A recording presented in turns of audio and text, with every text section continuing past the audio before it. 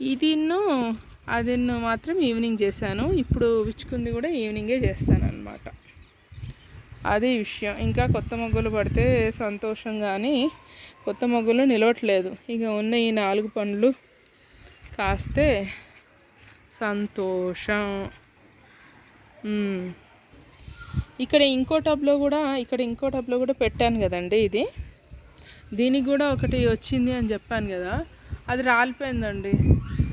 అది ముందే గాల్లో దీపంలా ఉండను, మొత్తానికి రాలేపోయిందనమాట. మరి దీనికి ఎప్పుడు నిలబడతాయో చూడాలి. ఇక దీనికి బాగా ఎరువు ఇవ్వాలని అనుకుంటున్నాను. ఎరువిస్తే బాగా వస్తాయి. చూసారా, వరుసగా 4 వచ్చాయా. ఇవి ఒకటి పండిపోతుంది.